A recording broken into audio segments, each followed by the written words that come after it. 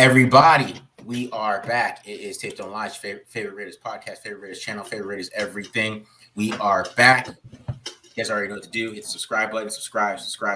Hit the like button if you like it. Hit the dislike button if you don't like it. Leave a comment if you like it. Leave a comment if you don't like it. Also, follow us on Twitter. See it at the bottom at the Mark John NFL for me, at BD Williams 18 for BD, pandasups.com. Use TDL for 35% off. Discount code TDL for 35% off. All right, BD. So we had enough Saints tape to watch. We got some Jaguars tape to get ready for this game on Sunday for the Raiders in Jacksonville, trying to get their first road win of the season. They're 0-4 at home on the road, so they have 4 road losses. So that not been a good road team on offense. They're averaging like 17 points a game on the road. They're averaging 31 points a game at home. It's probably flipped on defense. I don't know what defense are giving up points everywhere, but either way, it doesn't matter. Home or away, right? But they say defense travels. It does. If you have a good defense, it's supposed to travel. So maybe they'll travel this week. They had a decent performance last week. Maybe they just bring that decent performance to it this week. Yeah. And play a little better. But offensively, they have not played well on the road at all. I mean, it's kind of skewed with the 0 points and whatever. But you put up 0 points, it don't matter. It's going to be skewed, right? You put up 0 points, you deserve to have 17 points per game on the road. So they got to play better on the road, and this is their chance. Hopefully, the camaraderie of the week is kind of like training camp. They're in hotels together. You know what I'm saying? They're in Tampa. They're not in New Orleans. So they're bonding over there up in Sarasota, whatever they're at. So hopefully that can help out with this team too and get them ready to go for this game. Yeah, I definitely want to jump and do the offense first. Okay. Because there's some interesting things, that I think I uncovered with this offense. I think that there's a couple players that are, they have some good talent, right? Mm-hmm. Both sides of the ball, some really young, exciting talent. But I think that there's just like this team is missing some finer details on like how to win football games. Mm-hmm. And so hopefully the Raiders can, exploit that. So I'm just going to jump into it. Is that cool? We'll just go ahead, man. Let's get it out. All right. So Travis Etienne, we're going to talk about Travis Etienne first. I put this one on the timeline here on Twitter. Okay. When this guy gets some room, some space, okay, like this is perfectly blocked up. You see this run, it gets perfectly blocked up here. Tight end, wham. Okay, we got a crack back here from that guy, does just enough, gets a piece of him. And when this guy hits the second level, you see him just completely break that safety's angle right there. When this guy gets to the second level, he can be extremely explosive. Okay. This is a special player in space. Okay, you see this one. This is just a filthy. You see just the way that his ankles turn. It's just like how do you make that cut right there? Xavier McKinney is a really good safety, and he just makes a miss right there. This is an interesting one. You see this one, just the explosion. Just watch. He's right here, and then all of a sudden he's all the way. And he's going to walk in here and score a touchdown. You just see just the lateral just burst and explosion that he has is really phenomenal. Okay.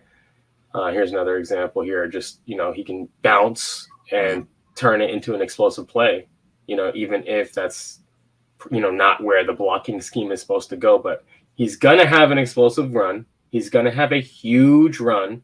Why? He has one every game, right? So it doesn't matter who he went up against. You saw every single team last 3 weeks. He had one of these huge explosive runs. Now, what about the hard yards? Okay. When it's 3rd and 1, okay, all you have to do is just touch this guy. I'm telling you, all you have to do is just touch him. Okay. And he's going to go down. He's not going to get any hard yards. You see 97. Okay. Come off. This is going to be Andrew Billings' role. Okay. He comes off, just body slams. Okay, Etienne. Etienne is not going to run through anything. Okay, you see this guy just come and blow this up right here. Just bumps into Etienne's little leg right there. Etienne goes down. He's not a hard guy to tackle once you get a hand on him, but you got to get a hand on him. Okay. See here down here on the goal line. So what happens as a result of this? Okay. Oh, and then you see here too, the ball security is an issue for Etienne. Okay. Not a big power back. Okay. So when they get into 3rd and 1, this team has a huge problem converting short yardage situations because their lack of having a bell cow. 25 gets the ball here, but if it could be 1, it could be 25, it could be 22. They have 3 backs. 25 got traded, so 25. Okay, so never mind. 25 is Robinson, right? James Robinson got traded. Yeah. So not 25 anymore, but they have 22 and they have number 1 Etienne, and they have another back in 22, number 22. They're all the same. They're all little guys. They're not going to bowl you over and get. You see, it was 3rd and 2, and they didn't convert right here on that kind of play. So they're doing some stuff. You see, Etienne gets the direct snap here, trying a little wildcat. Okay, not converting, fails to convert on a 4th and 1 situation right here. Here's a 3rd and 1 situation. They're going to try to go ahead and run it. And so what they have to do is they're having to get creative and use Trevor Lawrence now as a run threat because Etienne has a hard time getting, converting on 3rd and 1. So you see him here. He's going to go for the sneak. Watch 48. Just clobbers him. Like, yeah. Okay. And so if you have a back where the quarterback who can't get the hard yards, and now you're asking your quarterback to do all these run plays, okay? You're setting this guy up to get hit unnecessarily when that's your franchise player, if that's going to be the case, okay? And you see him here fail to convert on, Trevor Lawrence again failed to convert a 4th and 1 situation. They suck in short yardage situations, straight up. They suck, okay? And now let's go to their passing attack. This is a rhythm pass game. Last 3 weeks, that's all I watched. I just watched 3 weeks of tape. They're going to hit you with a bunch of just snag concepts, spot concepts, sticks. Every single every single quick game concept they're going to hit you with. Here's another spot concept right here. It gets a little touchdown. But things are designed to come out of Trevor Lawrence's hands quickly, okay, and in rhythm for the most part. It's not going to be like a big drop back by time. Okay, we're going to get this guy runs it out right here, 17 at the top of the screen, in rhythm. They run 1 million out routes, okay? We're going to get another out route right here, okay? Same exact play. Number 7, I think that's Zay Jones, okay? Gets the out route right here. Here's another out route. They run 1 million of these, I'm telling you. Yeah, it's Doug Peterson. Okay. I love and that. It's always this guy, too. It's always this guy. Near slot in a 3-man, runs a little out route. They run 1 million. I'm telling you, like, I've never seen this many out routes being run in a game. Here's another one, out route, top of the screen. Yep. Zay Jones. Like, this is literally all they do. They barely any slants. Okay. And so really when the ball is coming out so quickly, it's going to be really important. Watch 48 here. His name is Tay Crowder. He does a great job getting to his hash mark, getting to his landmark, because he knows the ball's coming out quick. So it's not about covering these guys deep. It's about getting in the passing lanes early. Hopefully the Raiders can do that. Additionally, defensive line. Okay. Defensive line got to get into these passing lanes. The ball's going to come out quick. Okay. So the defensive lineman got to get in these passing lanes. 93 does a good job here. Okay. Seeing, oh, hey, I'm not going to get there. Let me elevate. Right. The ball's going to come out quick. Let me elevate, get my hand up in the passing lane. So I think if the Raiders have a chance on defense, it's going to come down to limiting those explosive gains from Etienne, because when they get into 3rd and 1, they get stacked 8 in the box. I think this team is really going to struggle. Okay. And then also when it comes to the passing game, just doing their doing a good job of jumping in those passing lanes early and making Trevor Lawrence hold onto the ball. Because when he's allowed to just kind of, sit there, it's what he wants is open. He's going to get rid of the ball now, right? Like, that's what I've seen from him for the last 3 weeks, at least. Like, he's going to get rid of the ball. Like, he wants to get it out. I checked the stats. It looked like he was giving up like a massive amount of sacks. Like, he was taking a ton of sacks earlier on in the year. So yeah. I don't know if maybe he's like switched it up, but he took 2 sacks in the last 3 weeks. So I think that there's a conscious effort there by him to get the ball out maybe quicker than he was earlier in the season. I don't know. I didn't watch the entire season. I just watched the last 3 weeks, right? But so last 3 weeks, he's getting rid of the ball early. I think the Raiders, play into that. They're doing the quick passing game. It's not going to be 5-step and 7-step drops from them too much. Yeah, because Trevor Lawrence, he has been a thing. That was the thing last year. So him holding the ball too long, so they're probably coaching him on that. Yeah, get the back of your drop, get rid of the ball, make quick decisions. He's been doing that. He's been doing that. So it's just the wide receivers, especially Doug Peterson, which I know people love the whole hire Doug Peterson, and that was the thing, is he's kind of redundant with the out routes and stuff like that. Maybe you feel like I was watching Carson Wentz back in 2019, watching those tapes again. I was like, wow, I'm seeing the same play over and over again. Like, wow, that's surprising. Doug Peterson, those out routes is why Carson Wentz is still in the NFL, because you watch Carson Wentz throw that out route from the opposite hash. You're like, man, far hash out route is like, man, QB coaches just drooling over that. So Doug Peterson's keeping Carson Wentz a little bit, but that's funny. I think if they could slow down the run game and get them into a pass first, I think they don't want to pass that much. That's why you're seeing more of the sticks routes. I think they started the year thinking they can come out and just kind of pass all over these teams, but I think they're starting to realize that maybe Lawrence isn't there. Maybe these guys don't get open as much as they thought they would. They're not as reliable, so they're trying to control. They're trying to play balanced football, kind of like how the Raiders are playing right now, trying to keep it controlled. Well, and so it's interesting watching this offense. So they, in the last 3 weeks, they jumped out to a lead against every single opponent that they had. Okay. Yeah. Why? Because of Etienne making these huge explosive plays, right? Lawrence, he's playing in rhythm. He's just they're slicing their way down the field. They're getting down to the red zone consistently because rhythm passing game, and they got some explosive ball carriers. Okay. But just like how they were not able to win those games, they lost every single one of those games because they can't maybe they want to run it, but when you put 8 in the box and that they're going to run it, they suck at it. Straight up. Mm-hmm. They suck at it. So they literally lost those games because they don't have just a back that they can just run the game out with. Right. Mm-hmm. So because of that, situationally, they're poor. This team is very limited situationally, I think. So, just seeing that, I was like, wow, I can't believe they lost all 3 of these games. They look pretty good here. And then I'm looking at the box score, and they literally drop each one. And it is because they can't run the ball in the fourth quarter when they have a lead. Yeah. So that's going to be interesting, because basically you're explaining the whole West Coast first 15 thing to me. They got a great first 15 is what it sounds like to me. They have a great start off to everything, and they go out there and they kind of just run people over, right? And then people figure them out and they don't adjust well, which is kind of I can see that. Yeah. And they're running kind of the same plays that Doug Peterson ran. That I'm watching. When I'm watching you, it's not anything different than he did. They probably even run his little college RPO thing where they do a lot of RPOs and stuff like that. That's why I see a lot of shotgun runs. So it's not too much different. You know what I'm saying? So however they might have attacked it before, they might try to feel like they can attack it this way. But because on my breakdown, I basically watched it's a lot of these offenses that the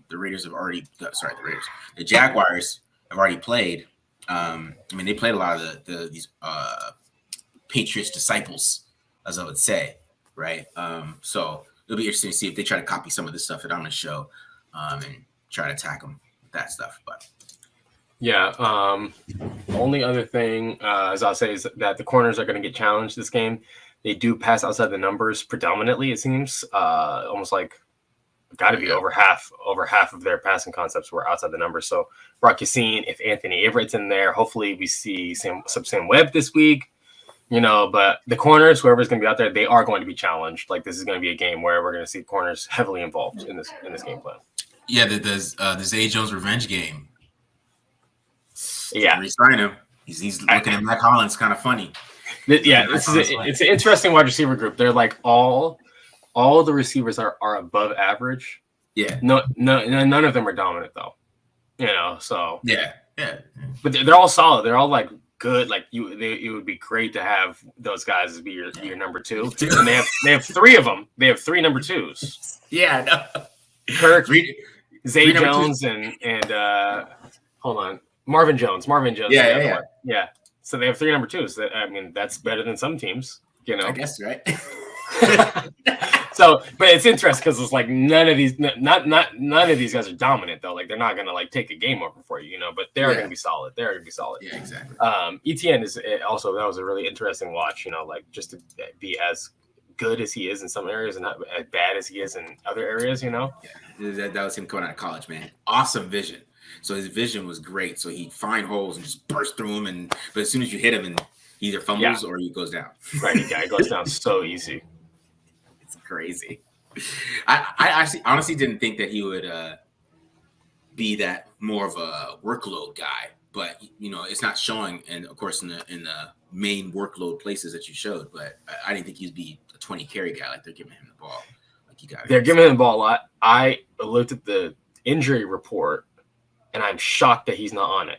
So, you know, like he must be a tough guy, but he's getting hit a lot. So it seems like that's not the best use of a Travis Etienne kind of player on your roster to make him a bell cow. But whatever. Exactly.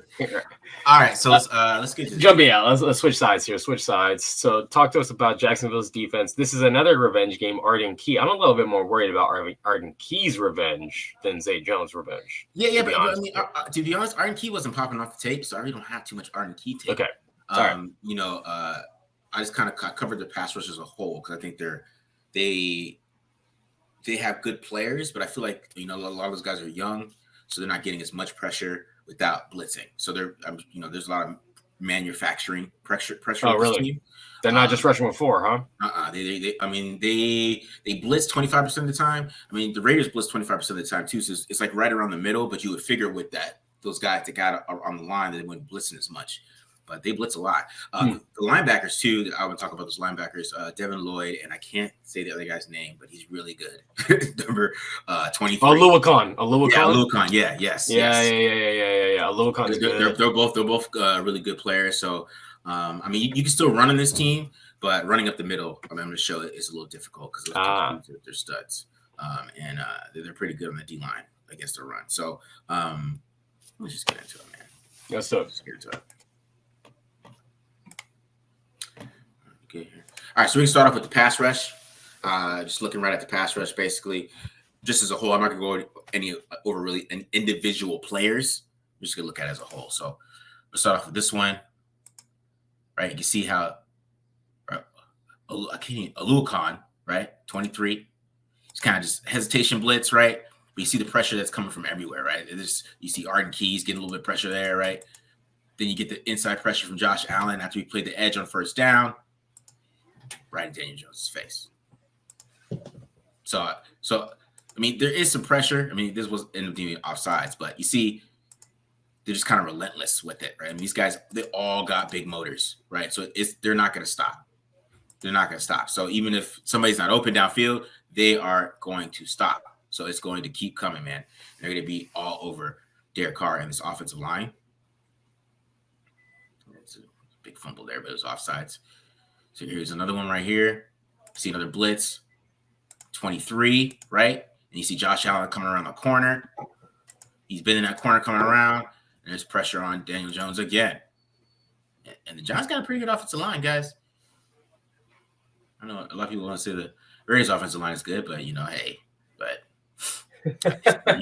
so here we go. 4-man rush on this one, right? And you see the stunt right here. See, Raiders have problems with stunts. They've been having problems with stunts a lot. Here comes Arden Key right there, but then you see Walker coming right through the middle, get a lot of pressure, force the bad throw, hit on the quarterback. It's not over, guys. We got more. All right, here we go. And this was a delayed blitz right here, right? See, and there's number 23 right in his face. So they send 23 a lot. Pressure, right? And here's another one. They send both 23 and Devin Lloyd from Utah. Right, and my dude, big guy STD, he loves Utah, so I shout out to him. But there's Devin Lloyd getting a sack right there. Hope he doesn't get too many sacks this game. But Devin Lloyd's a good player too. All right. Yeah. So, but they're about a year away because, you know, we'll talk about it in a second. But they play the run really well too. So here's 23. Watch him set the edge. Josh Allen's at the edge, right? 33, and they all collapse on him right there. Boom. You ain't going nowhere. Another one right here. They really play. I mean, the Raiders don't run outside zone, but, they do run these crack tosses, which are a little bit of a weakness for them, which I'll show later. But they play this really well this time. You see 23 and 33. Then you see Arden Key shedding his block. They're all over it. All over that. It's a pretty good run by Latavius Murray, though, to get a couple yards. Shout out Tay-Train right there on that one. See it one more time here. Playing the run really well. Watch how they all crash, which is, I want you guys to notice this too. On first down, they crash. Okay, they crash. You see Big 95. He ain't moving nowhere. Look at that. Big old run. There's nowhere to go in the middle. So run up the gut on this team is pretty pointless. I'm not going to lie. That was a Daniel Jones keeper zone read touchdown right there. I know. All right. Here we go once again. They're crashing again. See, I'll tell you that these guys crashing, and you see how they're playing these gaps. But like I said, we'll get to this later. You see what's open right there, right? And they're crashing. This is what they do every first down. They crash like this. It's no joke, really. I don't know who the defensive coordinator is, but it's a very big tell. And you know what I'm saying? And Saquon Barkley doesn't get to that hole this time, but we'll watch it a little bit later. But here we go. Dameon Pierce too. All right, let me stop this. All right, so let me go back here. All right, so let's talk about how to beat this run defense, okay? Now, like I talked about them crashing, I did show one crack toss. They played it pretty well, but they don't play outside runs well at all. They don't play them well at all. And we're going to watch it right here. So we're going to watch a couple outside runs here. You got the crack toss. Of course, Dameon Pierce. You see, since everybody crashes, you see 23, he's getting can't think of the block name for that, but he's getting set, whatever, Vince Lombardi used to say. And then, and then, you know what I'm saying? It's all out there. Quick 5 yards on the outside. Get a seal. That's what it is. He's sealing the block. Seal here. And then you talk about, like I said, they're all crashing, right? All these these like little zone read type of looks. Look at this holes. Saquon Barkley gets there this time, though. Big game outside. Here we go. Then we got Melvin Gordon here. He's able to get outside on this run, too, on this outside run. 77, he gets up to the linebacker there. Then he's able to just outrun Walker right there. So, really, the defense ends, they don't set the edge that well, to be honest. They just don't. They don't set the edge that well, and that's why these reverses, too. So you might see some DJ Turner this week, too, on some of these reverses, because they don't play reverses well at all either. As you see, like I said, they're all crashing. They're trying to stop whoever runs back there. There goes the wide receiver on a big run. All right, and it's constant, guys. It is constant. So let's get to the passing game here. Okay. Now this secondary, it's young. Okay. So they got some talent, but most of the reason why you'll see that they have a pretty good pass defense is the pass rush. The pass rush makes up everything. They force all the bad throws. They force people to get rid of the ball quick. But if you get some time, you can tear these guys up. Okay. Now, play action is going to be huge this game. It's going to be a big part of the offense, in my opinion, because it's going to set up everything. So you can just kill this team with play action. Here you got the play action here. You got the quick out or the comeback, what they call it a hinge route, right? Kind of a comeback, but not really an out. The Raiders run this. Matt Collins ran this exact play last week. Matt Collins on a 3rd and 13 late in the game. Exact play. So this is a play the Raiders can run. And I'm saying every first down, they're crashing. They're playing cover 3. Every first down. I look at them on Sports Solutions like 75% of the time or something crazy. They're playing cover 3, single high on first down. And you could just play action to do that. Here you go. Here's another one. Play action. Everybody's crashing. There it is, wide open. Big play. Easy. Here we go. Oh, get the Giants too. You get a little play action right here, right? Right here. It's just quick little play action to Saquon Barkley. Everybody crashes. Wide open, cover 3. Burnt toast. I'll skip up a little bit here. Sorry. I mean, everybody's open. Like he actually picked the guy with the less separation here. To be honest.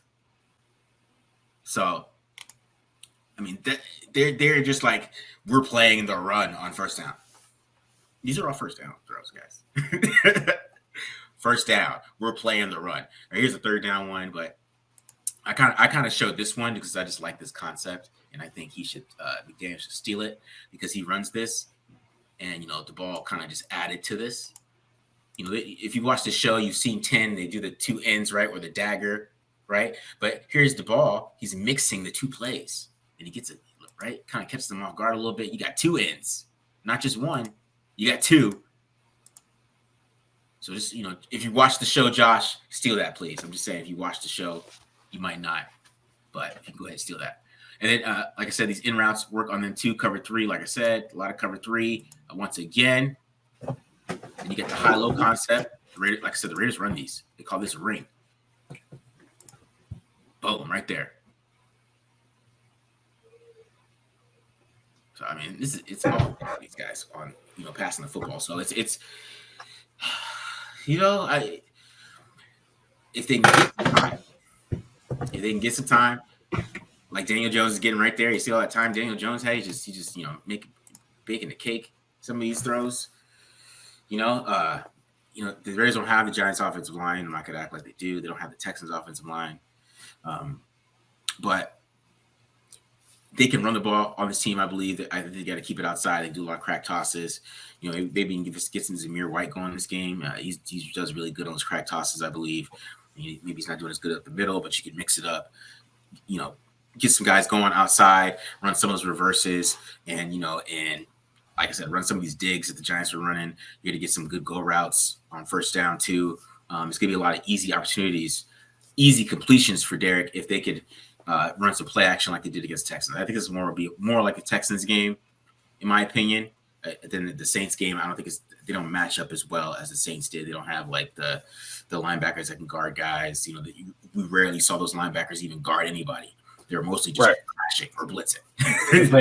I tried to find it because I was trying to find these guys covering somebody, but it was rare. Like I never really saw it. And they play a lot of zone. They don't play man really. So it's a lot of cover 3. They do play two man. They play a lot of cover 2 with it. So they're mostly like it's kind of like the Seattle defenses, man, Gus Bradley type of thing that they're going up against this week. So kind of get a warm up. You're getting a warm up for Gus Bradley because you're getting Gus Bradley next week, right? So you get a little warm up here. I know who the defensive coordinator is, but he might be a Gus Bradley disciple. It would make sense if he was because I'm gonna look that up right now. Actually, it kind of feels that way. I know he blitzes way more than Gus Bradley does, but those guys do different things. But it was interesting to see all that, man, because I haven't seen that much cover 3 in a minute. I'm not gonna lie to you. I didn't see that much.